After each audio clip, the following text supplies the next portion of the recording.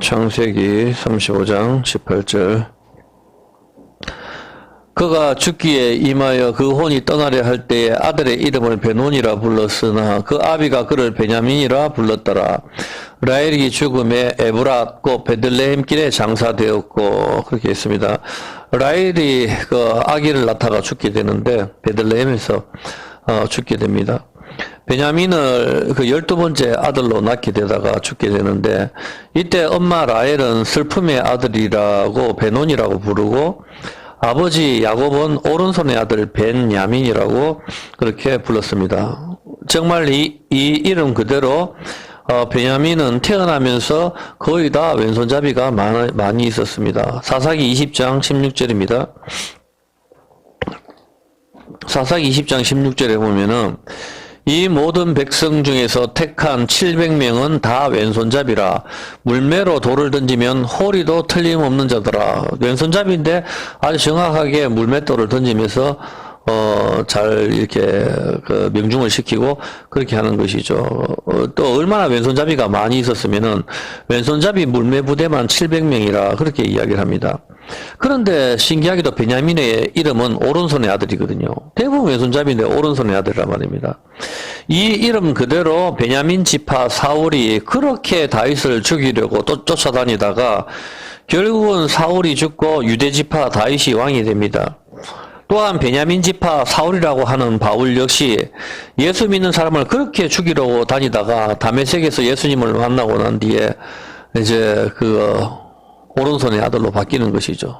얼마나 그 예수 믿는 사람을 죽이러 다녔으면 사울이라고 하는 그 바울, 그 사울일 때는 스데반을 죽이는데 옷까지 맞는 일을 하고 마지막에는 유대인의 왕이시고 유대 지파로 오신 예수님을 위하여 충성 봉사하다가 그렇게 죽게 되죠.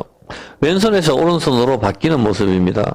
또한 베냐민은 요셉의 동생인데도 희한하게 요셉 지파인 북이스라엘, 즉 에브라임 지파인 그 북이스라엘에 붙지 않고 남유다인 르호보암에게 붙어가지고 남유다 유다 지파죠. 유다 지파, 베냐민 지파 이렇게 두 지파로 되고 북이스라엘은 10개의 지파가 그렇게 나누게 되는 것이죠.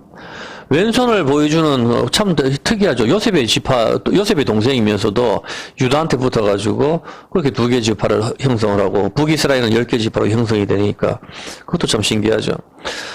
일단 중요한 것은 또 왼손을 보여주는 이방인, 북이스라엘, 여로보암 편에 서지 않고 남유다인, 그 유대 지파에 붙어서 있는 것을 보면 참 신기합니다. 왜 이런 것이 신기한가 하면은 창세기에 유다가 그 베냐민의 형 요셉을 이방에 팔아버렸고 여러분도 다 아시다시피 또한 이 사건으로 인하여 유다는 베냐민의 그 담보가 되겠다고 나중에 자청을 하기도 합니다. 그런 유다 지파가 사사기에 와서는 앞장서서 또 베냐민 지파를 몰살시키는데 또 한몫을 하게 되거든요. 사사기 20장 18절입니다. 사사기 20장 18절에 보면은 이스라엘 자손이 일어나 베델에 올라가서 하나님께 묻자고 하는데 우리 중에 누가 먼저 올라가서 베냐민 자손과 싸우리까 여호와께서 가라사대 유다가 먼저일지니라. 사사기 마지막 부분을 갖다가 장식하는데 베냐민을 죽이는 것으로 해서 이 사사기가 끝이 나거든요. 보면은 결국 유다가 먼저 가서 베냐민을 싸우러 가가지고 거의 베냐민 지파를 몰살을 시키는 것이죠. 나중에는 이를 후회하고 다시 베냐민 지파가 아내를 얻고 이 몰살당하게 되었던 베냐민 지파에서 사울이라 하는 이스라엘 왕으로 또 사울이 등극을 하게 됩니다. 이런 모든 모습들은 우리가 보았을 때 한 가지 분명한 사실을 알 수가 있습니다. 그것은 베냐민 지파 다음에는 유대 지파가 온다는 사실입니다. 즉 왼손 다음에는 오른손이 등장을 한다는 이야기인 것이죠. 베냐민 지파 사울 다음에 유대 지파 다윗이 등장한다는 사실인 것입니다. 앞으로 어떻게 될지는 모르겠지만 지금 이스라엘 총리로 베냐민 네타냐후입니다. 최장수 총리로서 이렇게 활동을 하고 있죠. 그렇다면 성경적인 개념으로 보아서 그 다음은 베냐민 네타냐후 다음에는 유다 지파인 예수님이 오신다는 그런 의미가 될 수도 있다 이 말입니다. 뭐 지나봐야 알겠지만은 뭐 성경적인 의미가 그렇게 나오니까. 베냐민 네타냐후가 무슨 뜻입니까, 여러분? 베냐민은 우리가 공부를 해서 알 수 있죠.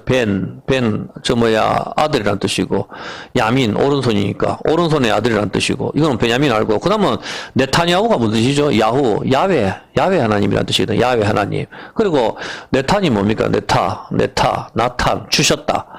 여호와 하나님 주셨다. 하나님이 주셨다는 뜻이거든요. 네탄야후, 하나님이 주셨다.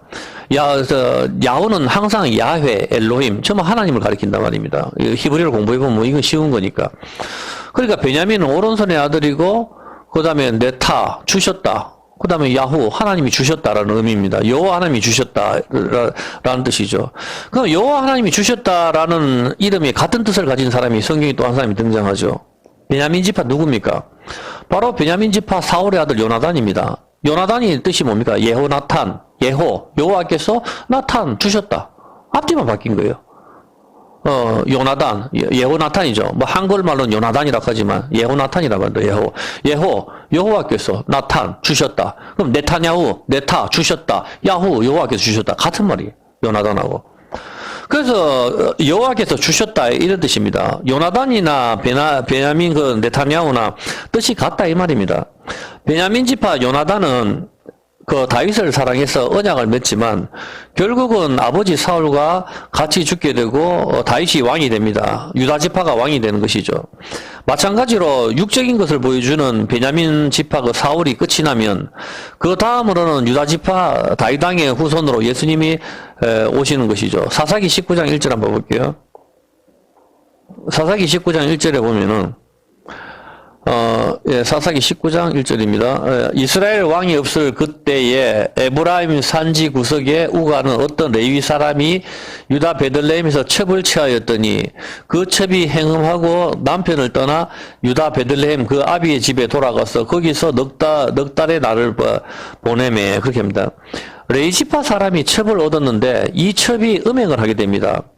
이 제사장인 레이 사람이 첩을 얻는 것까지도 참 이해가 안 되지만 이 첩이 또한 행음을 해서 자기 아버지 집으로 가버립니다.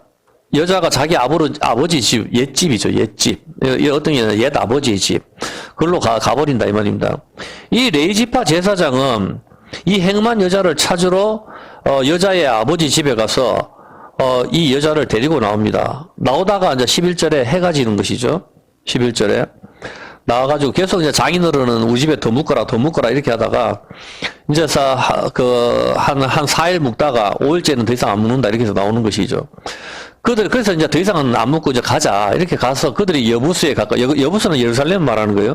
여부수에 가까이 왔을 때 해가 지려 하는지라 이제 5째 날 저녁이죠. 해가 지려 하는지라 종이 주인에게 이르되 청컨대 우리가 돌이켜 여부수 사람의 이 성읍에 들어가서 오늘 잠을 잡시다. 이렇게 이야기하는 것이죠.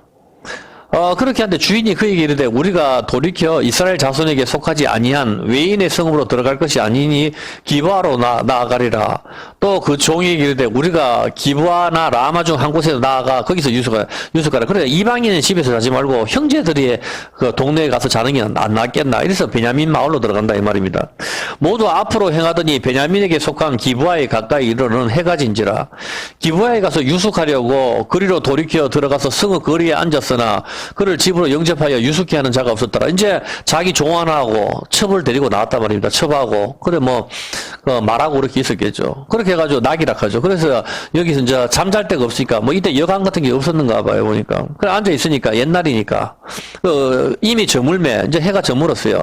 한 노인이 밭에서 일을 하다가 돌아오니 그 사람은 본래 에브라임 산지 사람으로서 기브아에 우가는 자. 이 사람 원래 에브라임 사는 사람인데 여기 이제 베냐민 지파 여기 동네에서 그냥 살고 있는 사람입니다. 그곳 사람들은 베냐민 사람이라. 노인이 눌들어 성읍 거리에서 행객이 있는 것을 본지라. 노인이 묻되 그대는 어디로 가며 어디서 왔느냐. 그가 그에게 이르되 우리는 유다 백성 베들레헴 에브라임 산지 구석으로 가나이다. 그러니까 자기 고향 사람을 만났거든.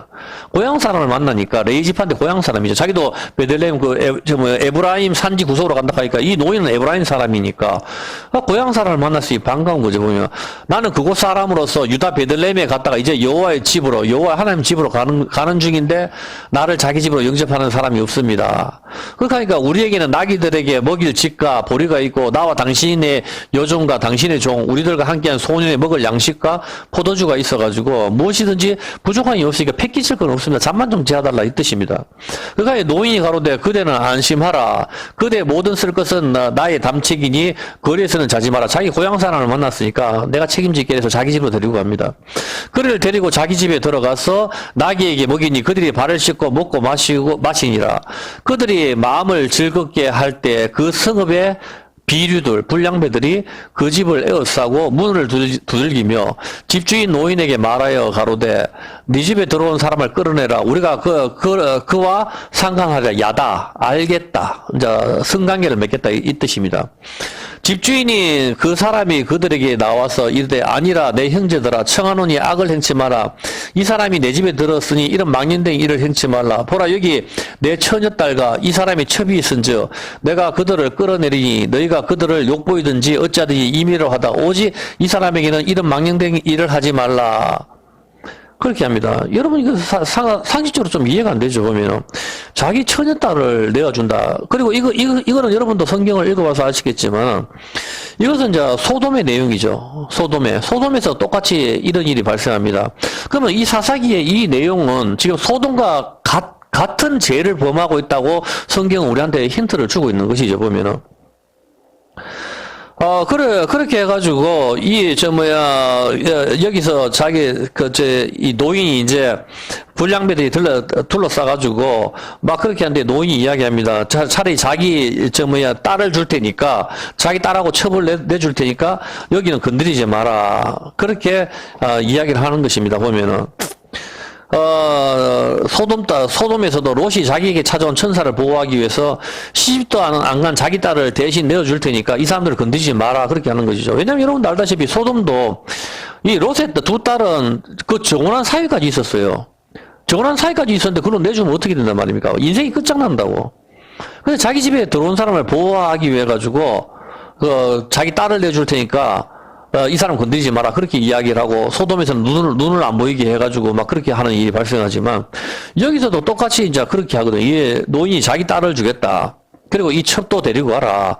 그렇지만 이 남자는 안 된다. 이제 이렇게 막는 것이죠. 이 사건은 이 사사기의 상태가 소돔과 똑같다는 것을 보여주는 것이고, 결국은 25절에 보면은 무리가 듣지를 않아요. 가지를 않고 계속 동성연애를 하겠다. 이렇게 설치사니까, 패거리가 많으니까 어떻게 하지를 못하겠죠. 그 사람이 자기 첩을 무리에게서 붙들어내매 그들이 그에게 행음하여 밤새도록 욕보이니라. 새벽 미명이 놓은지라. 결국 자기 첩을 갖다가 잡아서 그들한테 밖으로 끌어내줍니다. 여기서 보면은 붙들어내매 가지고 첩을 붙들어냈다 하는데 이 붙잡다의 히브리어가 그 하자크인데 강하게 하다, 완고하게 묶다, 정복하다, 강제하다, 달라붙다입니다. 그러니까 이 첩은 나가기 싫었다 이 말입니다. 행음했는 여자이긴 하지만은 나가면 자기가 잘못된다 하는 걸 불량배들이 흠상궂게 와가지고 막 그렇게 하니까 자기 얼마나 첩이 나가기 싫었겠어요. 근데 레이 제사장이 강제로 자기 첩을 안 나가려고 하는 걸 갖다가 억지로 막 끌어가지고 그걸로 보냈다는 것을 성경에서 이야기한다 이 말입니다. 이 히브리 원어가. 그러니까 참 얼마나 많은 걸 생각하게 합니까? 여러분, 우리가 봤을 때. 아니, 좋다고 그 첩을 첩을 데리고 있는 것도 웃기지만, 첩이 있었다는 것은 아내가 있었다는 소리잖아. 그렇게 하면서도 첩을 찾으러 가는 것도 웃기지만은, 그리고 나가기 싫어하는 이 첩을 갖다가 강제로 여기서 붙들면 하자크. 강제로 완고하게 묶다, 정복하다, 강제하다, 달라붙다, 막, 그래, 억지로 잡아서 불량배에게 내어준 것이죠. 결국 이 여자는 죽습니다. 26절에 보면은. 동틀 때에 여인이 그 주인의 우관 그 사람의 집 문에 이르러 엎드러져 밝기까지 거기 누웠더라. 그의 주인이 일찍이 일어나 집 문을 열고 떠나고자 하더니 그 여인이 집 문에 엎드러지고 그 두 손이 문지방에 있는 것을 보고 이 두 손이 문지방에 이렇게 딱 걸려 있는 거죠. 이 불량배들도 좀 이상한 것 같아 보면은 그냥 자기들이 성적인 욕구만 채워도 될 것 같은데 이게 정상적인 짓을 하지 않았는 것이죠. 여자가 죽을 정도 같으면은 이 수많은 남자들이 여자를 갖다가 엄청나게 두들겨 패고 여자가 나가기 싫어했으니까 반항도 했겠죠. 그렇게 하니까 두들겨 패고 뭐 어떻게 해서 하든지 여자를 죽여버렸단 말이야. 여자가 죽을 정도 같으면은 이게 뭐 보통 사람을 두들겨 패야 죽겠습니까? 보면은 그냥 성적인 행동을 한다고 죽지는 않을 거 아닙니까? 그렇게 해서 여자를 죽여버렸단 말입니다. 결국 이 여자가 어제 겨우겨우 해가지고 새벽에 여자가 찾아와가지고 이 주인은 집 문을 열고 떠나고자 하니까 그 여인의 집 문에다가 엎드리고 두 손이 문지방에 있었다, 그렇게 이야기합니다. 근데 문지방에서 죽죠. 그에게 이르되 일어나라, 우리가 떠나가자 하나 아무 대답이 없는지라. 이에 그 시체를 나귀에 싣고 행하여 자기 곳에 돌아가서 여자가 초죽음이 돼가지고 문 앞에 이르러가지고 거기 왔죠. 여자가 입장에서는 참 기가 막히죠. 가기 싫다 하는 거 억지로 끌고 나와가지고 자기 아버지 집에 있는 걸 억지로 찾아와가지고 데리고 가놓고 내가 네 사랑하니까 같이 가자고 그렇게 말을 했을 거 아닙니까? 장인어른이 그렇게 반가워해주고 그렇게 하다가 4일 동안 묵다가 그렇게 왔는데 결국은 싸늘하게 시체로 해가지고 문지방에 두 손이 딱 있었는데 이 문지방의 히브리어가 사프인데 담는다 피나 포도주를, 이런 뜻입니다. 그러니까 여자가 문지방에 손을 올렸다는 의미는 뭔가 피를 담는다, 뭐 이런 뜻이 된다 이 말입니다. 손에다가 피를 담는 거, 십자가를 보여주는 그림도 여기 있는 것이죠. 그래서 29절에 이제 그 집에 시체를 나귀에 싣고 가서 그 집에 이르러서는 칼을 취하여 첩에 시체를 붙들어 그 마디를 찍어 12덩이에 나누고 그것을 이스라엘 사방에 두루 보내매 그것을 보는 자가 다 가로되 이스라엘 자손이 애굽 땅에서 나온 날부터 오늘날까지 이런 일은 행치도 아니하고 보지도 못하였도다 생각하고 상의한 후에 말하자. 이 레위 제사장이 자기 첩을 갖다가 12덩이로 자르기 시작합니다. 목을 잘라가지고 머리는 다른 지파로 하나 보내고, 팔을 잘라가지고 팔은 또 다른 지파에 보내고, 몸뚱아리도 토막을 내고, 12토막을 내려고 하면은 손발 다리 4개, 목 하나 5개 아닙니까? 몸뚱아리를 갖다 또 토막을 냈겠죠, 보면. 토막을 내가지고, 허벅지를 토막을 냈는지 어떻게 했는지 모르겠지만, 오늘날 토막 살인 사건하고 똑같은 그런 생태. 12덩이로 여자를 갖다가 쪼개버립니다. 쪼개가지고 이것을 사방에 자기 형제들에게 다 두루 보내게 된다는 것입니다. 여기서 우리가 알 수 있는 사실은 무엇입니까?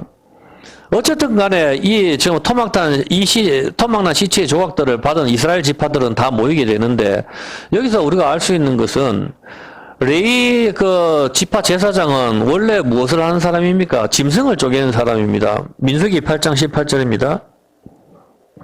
민수기 8장 18절, 이 사람이 원래 하는 일이 뭔가 하면은, 이러므로 내가 이스라엘 자손 중 모든 처음 난 자의 대신으로 레인을 취하였느니라. 모든 첫것, 이스라엘 대신 바쳐졌는 사람이 레인입니다.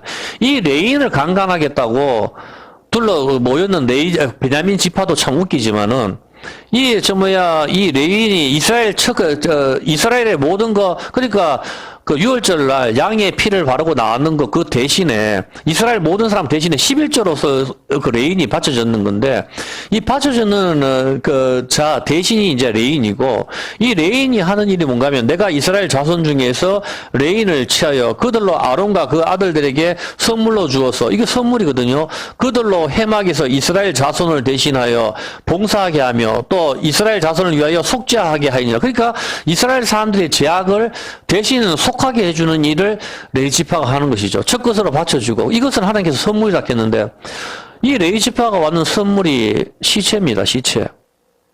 이스라엘 위해서 속죄하는 일을 맡고 있는 것이죠. 사사기 19장 29절입니다. 그러니까 여기서 왔을 때 이 레위지파 제사장들은 짐승을 잡는 전문가들이죠.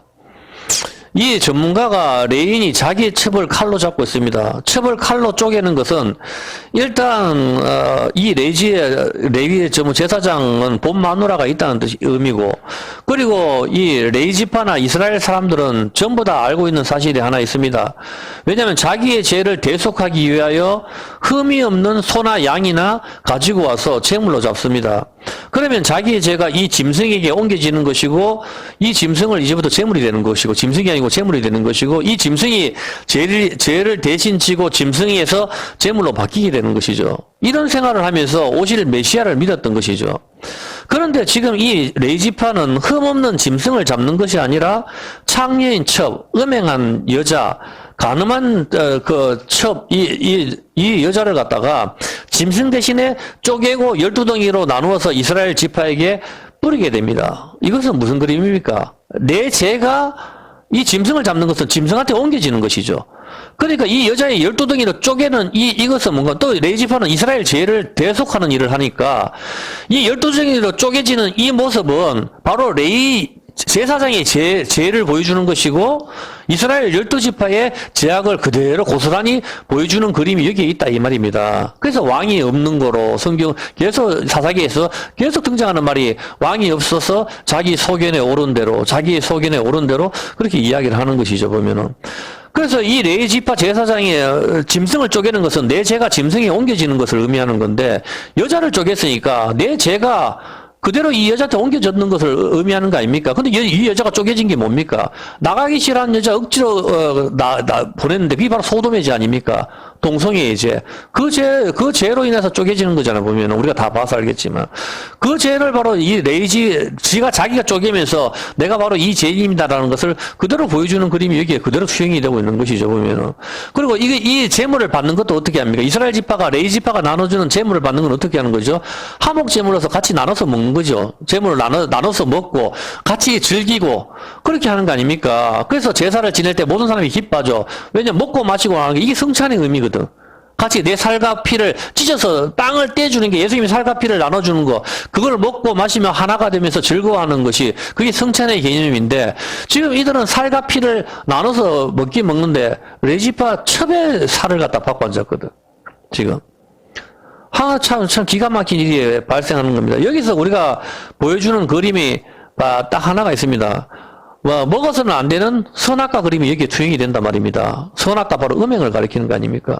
먹어서는 안 되는 걸 갖다가 벌써 음행한 여자를 먹게 되고 이거로 인해 가지고 베냐민 지파가 다 죽게 되니까 형제지간에 살인 사건이 발생하는 거 카인과 아벨이 죽이는 사건이 여기에 투영이 그대로 되고 있다는 것이죠. 이 여자를 쪼개는 순간 여자는 재물이 되고 내 죄가 이 여자에게 옮겨지는 원리이니까 그 죄는 무엇입니까? 불량배들이 둘러싸서 음행을 하려고 한 것, 그리고 그들에게 제물로 자기의 첩을 내어준 것, 그 음행한 레이지파의 첩과 밤새도록 강간하고 죽여버린 것, 그 죽은 시체를 레이지파가 각을 떠서 이스라엘 온 지파에게 뿌린 것, 무엇을 보여주는 그림입니까? 전부 다 똑같은 인간이다라는 것을 보여주는 것, 그리고 그 죄는 바로 소돔의 죄와 같다라는 것을 보여주는 그림이 여기에 다 녹아있는 것이죠.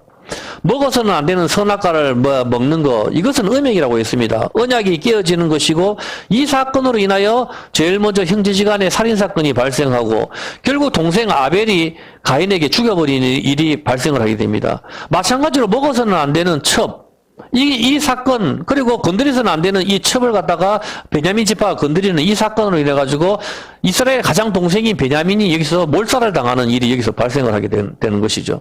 보면은 먹어서는 안 되는 선악과 이거는 음행이라 말입니다. 그냥 과일 하나 먹어서 죽는다는 게 아니죠. 이것을 먹으면 어떻게 되죠? 눈이 밝아지는 거거든.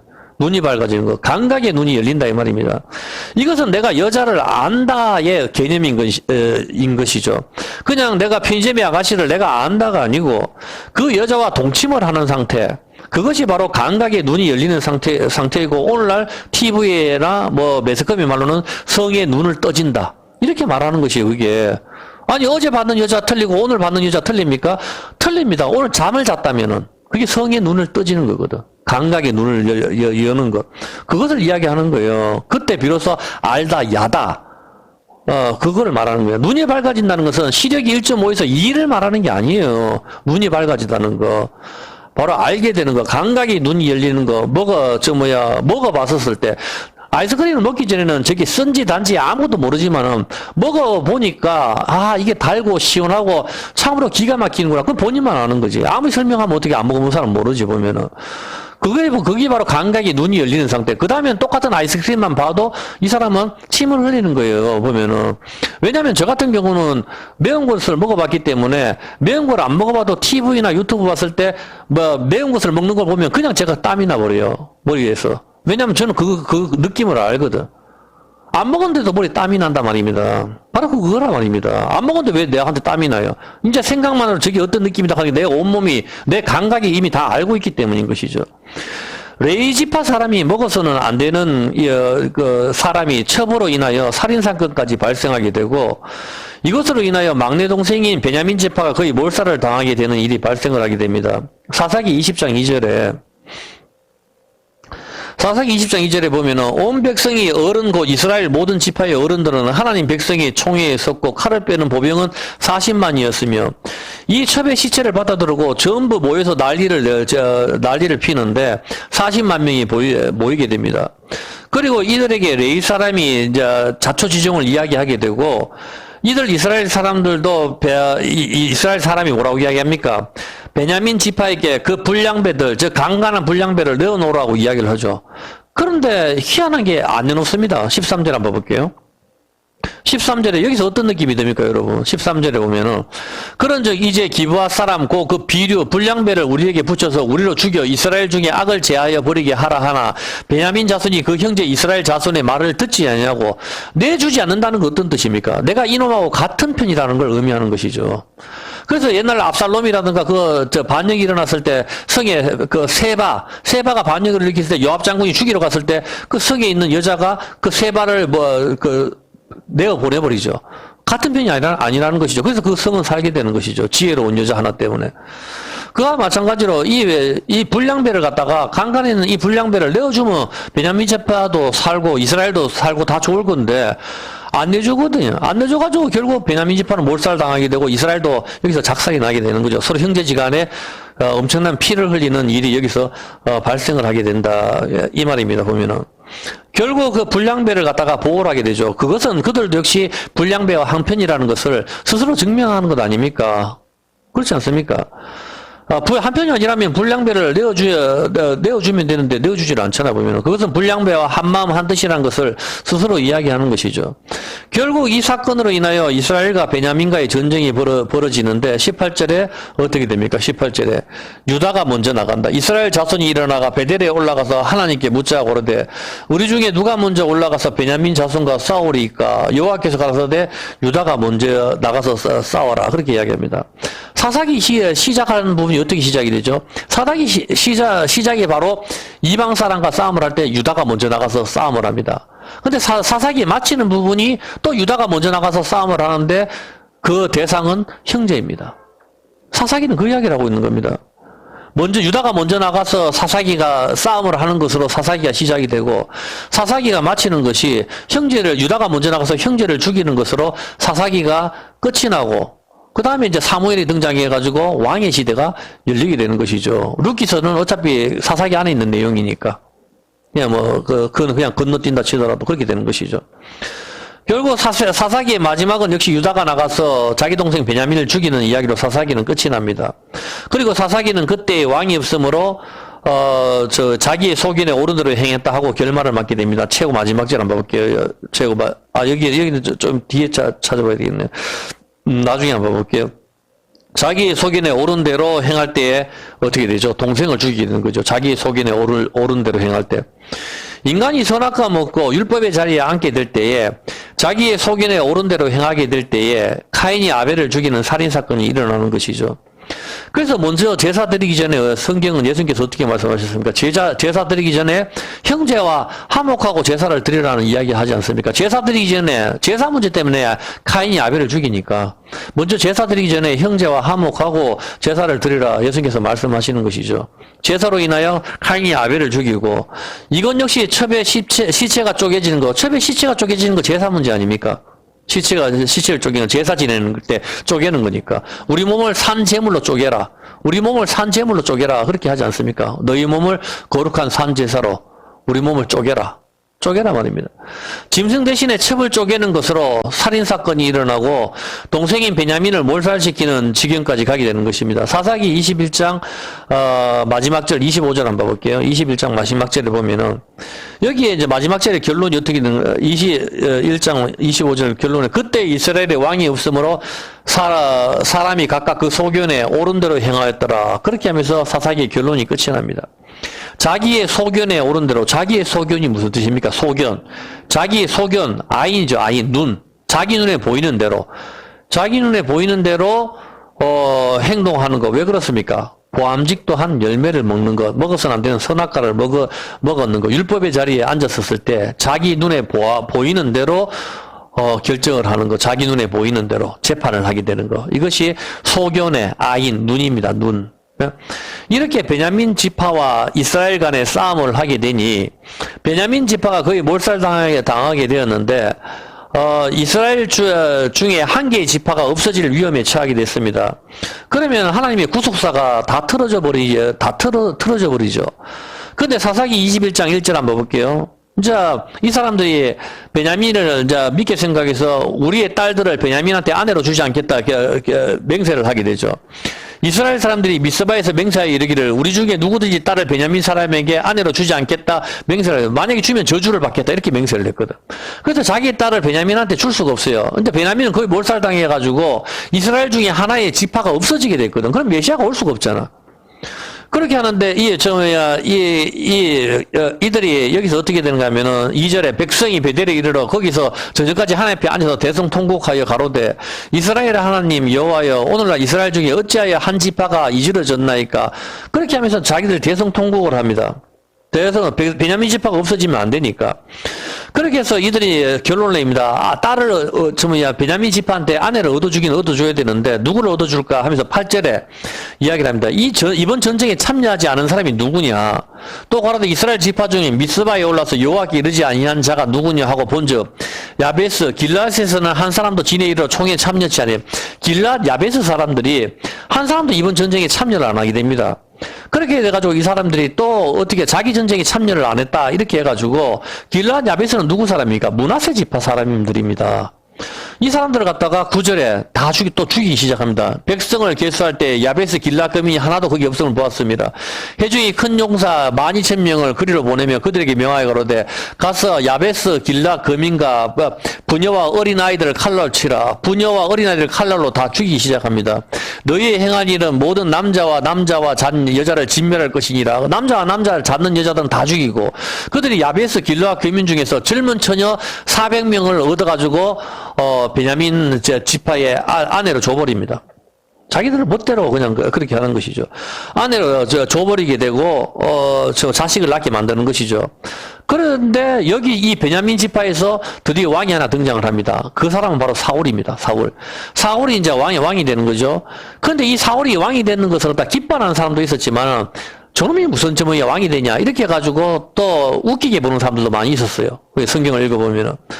참 가짜게 생각하는 사람도 있었는데 그때 이제 어떤 일이 발생하는가 하면 사무엘상 11장 1절에 암몬 사람 나하스가 이 길앗 야베스 사람들을 갖다가 다 죽이러 오게 됩니다. 암몬 사람 나하스가 올라와서 길앗 야베스를 대하여 진을 치며 야베스 모든 사람이 나하스에게 이르되 우리와 언약하자 그러면 우리가 너를 섬기리라.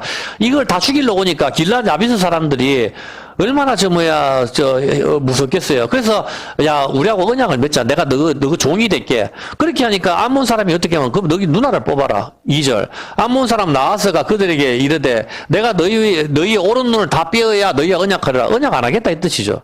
너희가 오른 눈을 뽑으면 내가 너희하고 언약을 할게. 그렇게 그렇게 말을 한다는 것은 언약 안 하겠다는 의미입니다. 그래서 이 암몬 사람들이 기가 막혀가지고 이제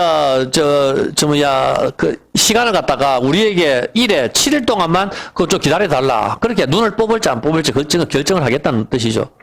하여튼 그렇게 해가지고 이걸 갖다 사울한테 이야기를 합니다. 4절에 이에 사자가 사울의 기브아에 이르러 이 말을 백성에게 고하며 모든 백성이 소리 높여 울더니 마침 사울이 밭에서 소를 몰고 오다가 가로되 이렇게 하면서 사울이 어떻게 하면 백성이 무슨 일로 우느냐 그들이 야베스 사람의 말로 고하니라. 사울이 이 말을 들을 때에 하나님이 신에게 크게 감동내며 그 노가 크게 일어나서 한결이 소를 취하여 각을 뜨고 사자의 손으로 그것을 이스라엘 모든 지경에 두루보내요.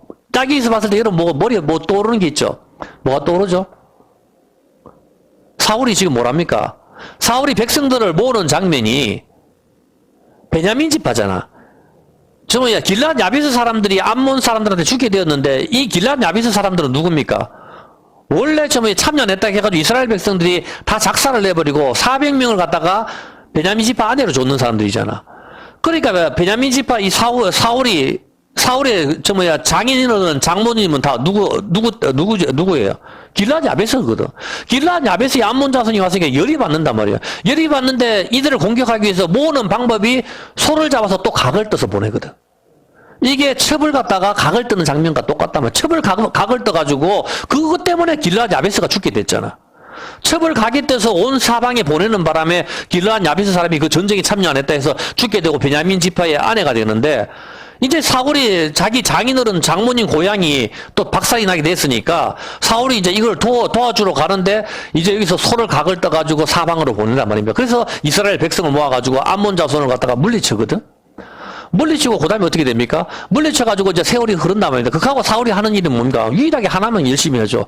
다윗을 죽이러 계속 다니다가 길보아산에서 블레셋 사람한테 죽게 되죠. 죽게 됐을 때, 뭐, 어떤 사람들도 신경을 안 쓰는데, 길르앗 야베스 사람이 사울의 시체를 걷어와서 묻어준단 말입니다. 이런 스토리가 여기에 있는 것이죠, 보면은. 블레셋 사람이 죽게 됐을 때 성벽에다 사무엘상 31장 11절 한번 볼게요. 왜냐하면 길르앗 야베스 사람은 아무리 사울이 다윗을 죽이려고 해서 나쁜 놈이라고 이야기를 한다 치더라도 그 사람들한테는 은인이다 말입니다. 왜냐면 자기 마누라가 아내가 되어 있는 쪽이 또 베냐민 지파이기도 하고, 장인어른 장모님 집이 전부 길르앗 야베스거든. 그래서 길르앗 야베스가 암몬 자손한테 모조리 또 몰살당하게 됐을 때 사울이 또 목숨을 걸고 와가지고 각을 뜨고 와가지고 불러와가지고 도와줬거든.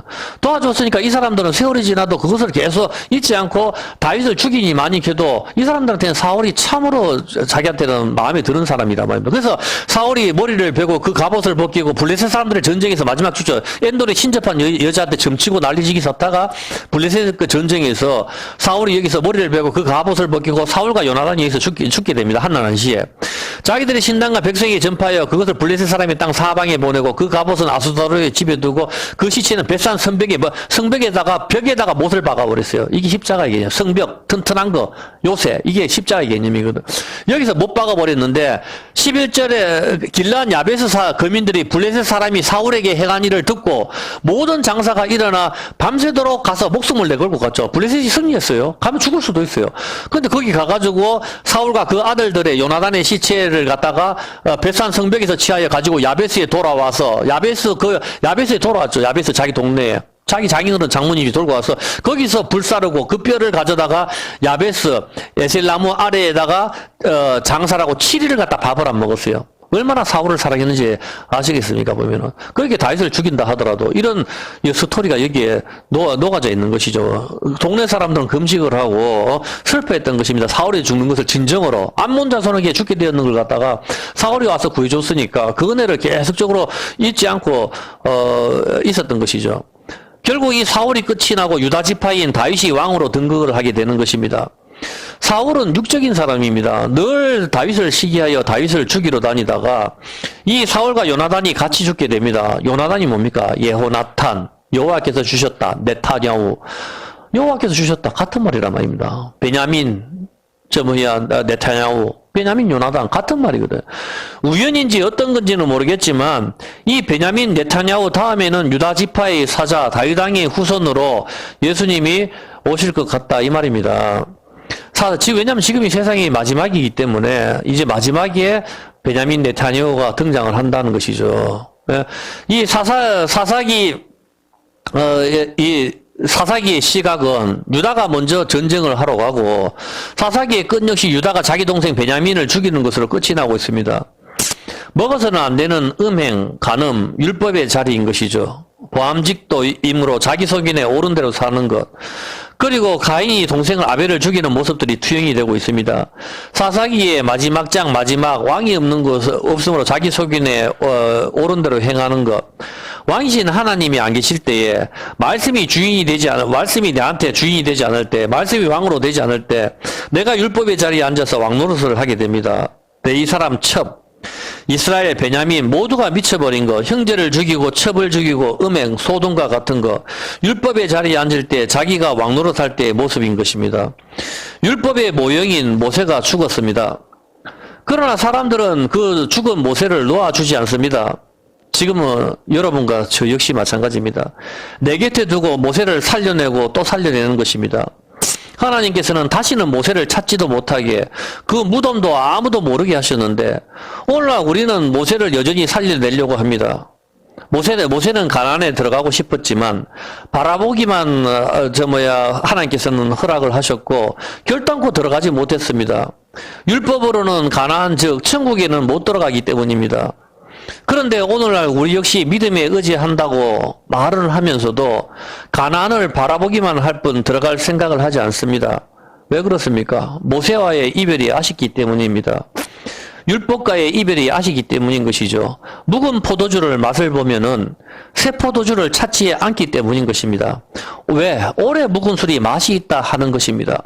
새 포도주를 주어도 이것은 맛이 없어. 묵은 것이 좋아. 발렌타인 30몇 년생. 이런 식으로 이야기를 하는 거죠.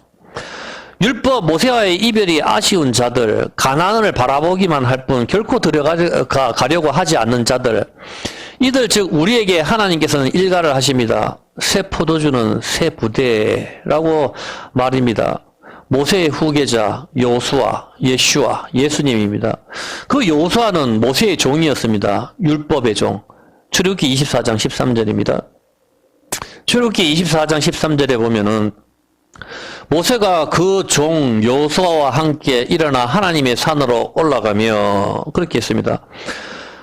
모세가 그의 부하 여호수아가 무엇입니까? 모세의 명령, 율법의 명령을 완벽하게 지키는 자, 바로 예수님의 모습인 것입니다.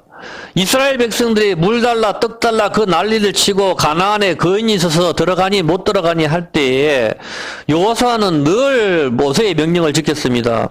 여호수아만 강야에서 모세의 법대로 모세의 명령을 충실히 따르고 아말렉과 싸우면서도 태양아 너는 기브온에 머무르라 달아 너는 아얄론 골짜기에 그리할지어다 그렇게 하면서 모세의 명령을 충실하게 잘 따랐다 이 말입니다. 율법의 요구를 만족시키신 여호수아 예수님의 모습이 여기에 담겨져 있다 이 말입니다. 이제 이 예수님으로 통해서만 가나안에 들어갈 수 있는데 아직도 여러분들은 내 오전에 설교했듯이 내 의를 쌓는 것, 율법의 산에 올라가는 것은 모세 한 명만 있다는 것을 여러분들이 꼭 기억을 하시기 바랍니다. 율법의 산, 내가 11조하고 내가 교회 봉사를 하고 내 의를 쌓는 것, 우리 이름을 내는 것, 그것은 아닌 것이죠. 이제 우리가 오늘은 베냐민 네타냐후 성경을 공부를 해서 앞으로 시대를 갖다가 읽고 우리가 하나님께서는 우리한테 원하시는 것은 행위에 의지하지 말고 믿음에 의지하라. 그렇게 이야기를 했으니 우리가 더욱더 예수님의 믿는 믿음에다가 우리 의를 거기다가 찾아야 되겠다 생각을 합니다. 시편